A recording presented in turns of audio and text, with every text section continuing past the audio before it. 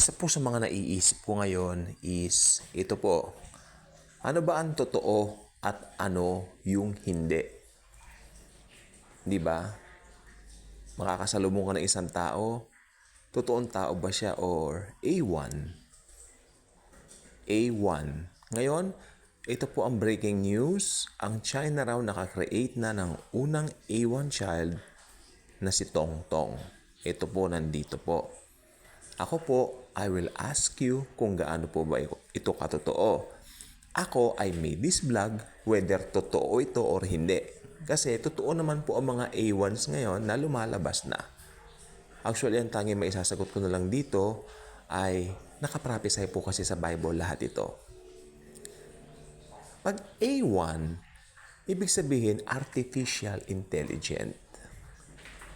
Meron pong intelihente na nakapaloob sa makina na ito ang nagiging source ng mga informations.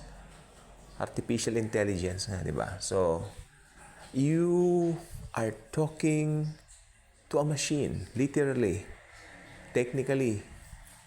Ako, sa mga ganitong mga bagay, hindi na po tayo mamamangha. Alam niyo po ba itong mga technology na meron tayo ngayon ay napaka-imposible na maisip nung mga nabuhay 50 years back or even 40 years back.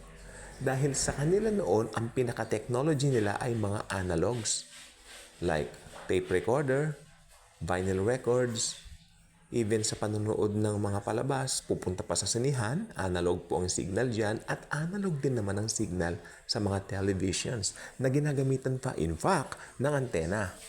So, ang layo doon sa kung anong meron tayo ngayon. Di po ba? So, ito po ang gusto ko pong sabihin sa inyo. Pag inihula ng Biblia, mangyayari, matutupad. Dapat ba natin, anong dapat natin maging reactions dito? Ako po, isa lang po ang nasa isip ko.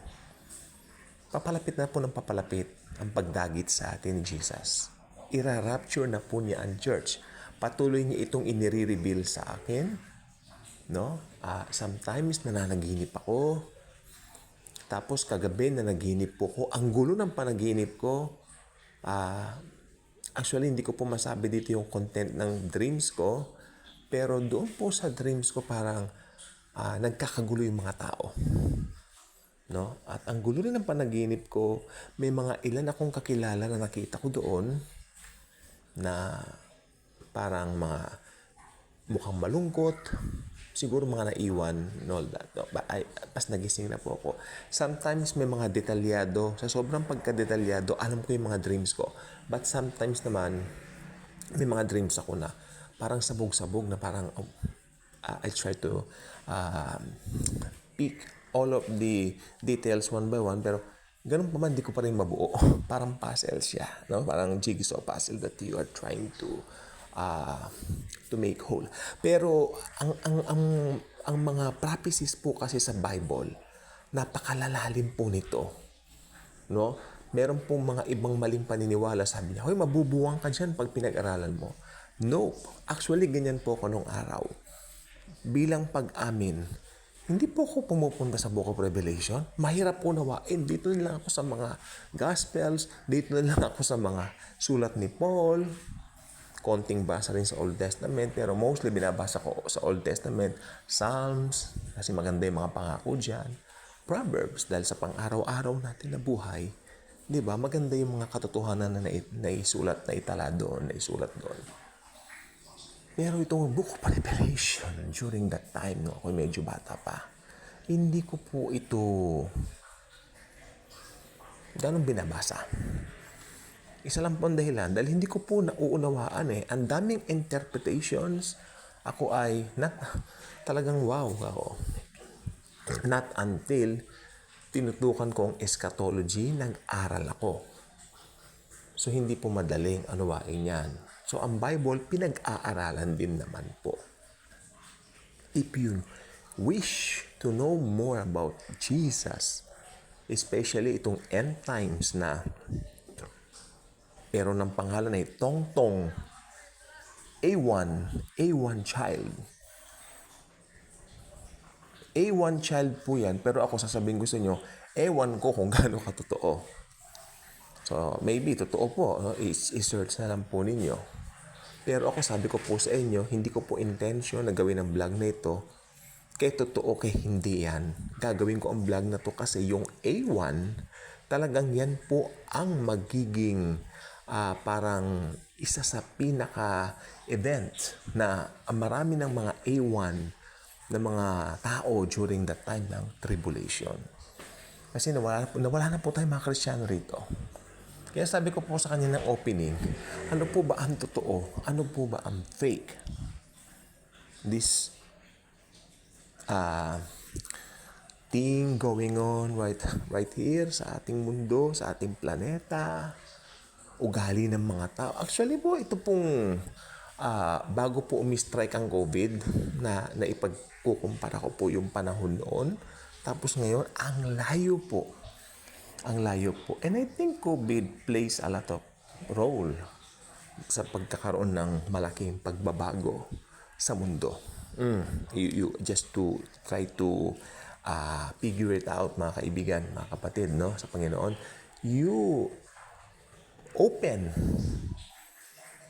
the understanding of your heart also dito na talagang malaking maging part ng mga lockdowns na yan. Kasi right after the lockdowns, I feel parang nagbago ng husto ang mga tao. Pagiging ang mga behaviors nila. Amen? So, yeah. Lalong mahirap kunin at lalong mahirap mag-Bible study pag ganun. Pero sa biyaya na rin po ng Panginoon, ito makinig po mabuti. Itong technology na meron tayo ngayon, ito po ay gamitin natin. Mag-take advantage tayo dito para isulong ang gospel ni Jesus Christ, ni Lord Jesus Christ. Habang hindi pa tayo nira-rapture. Okay? Kasi ang demonyo ginagamit din niya ito. Dapat, di ba? Minsan sumasama ang loob ko, mas marami mga likes, views, yung mga worldly kaysa sa atin. Well, naisip ko nga, oo nga naman, kasi sinabi rin ni Jesus yan eh. Talagang mas marami nga yung mga taga-mundong ito. Sapagkat sabi ni Jesus, nakikinig sa kanila ang mundo sapagkat sila ay taga dito. Samantalang tayo hindi naman taga dito. Taga langit po tayo. Oo nga naman, it makes sense. Bakit nga ba ako magagalit? Parang lumalabas, parang feeling ko gusto ko maging taga-mundo. Siyempre hindi po pwede. Diba? Talagang nakahula po yan. So I praise Jesus for that revelation. Ngayon, kung gusto ko po sabihin sa inyo, ang A1, punong-puno po yan ng mga informations. Pero lagi po sa natin tatandaan, yan po ay hindi totoong mga tao. Jesus created the world and then create niya ang mga tao at hiningahan niya, di ba, sa ilong ang mga tao at nagkabuhay. Si Adan nga po yun. Tapos si Evang sumunod. Ang ating unang mga magulang, so sad lang po, nag-fall. Kaya yan, pumasok na yung mga katampalasanan sa mundo. Alam na po natin at ang dulo po niyan ay kamatayan. Ano po? At ito po ang nangyayari ngayon dahil papalapit na po tayo ng papalapit doon sa end time. Actually, end times na po tayo. Pero papalapit na po tayo ng papalapit doon sa tayo mga Kristiyano sa rapture. Sapagkat pag natanggal na po tayo rito mga Kristiyano, lalabas na po ang Antichrist. Ayan na po umpisa ng 7 years of tribulation. Yung first 3.5, ito po yung ang Antichrist magpapakitang gilas, makikipag-peace treaty sa Israel para maitayo o ma-reconstruct ang kanilang third temple. Maitatayo po yan.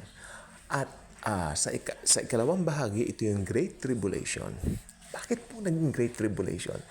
Sapagkat yung kalapastangan ng walang pangalawa, doon at doon palang magaganap. Yung sa templo, yung third temple na ginawa nila, papanik doon yung Antikristo at kanyang ipapahayag na siya ay Diyos. Yun ang kalapastangan ng walang pangalawa. Ito ay hentil.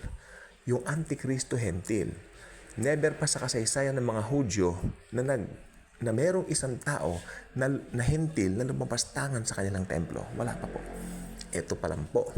Kaya ang tawag ng Bible dito, abomination of desolation. Mangyayari po yan. Kalapastangan ng walang pangalawa. Wala nang katulad pa. Then, pasok na po yung Great Tribulation.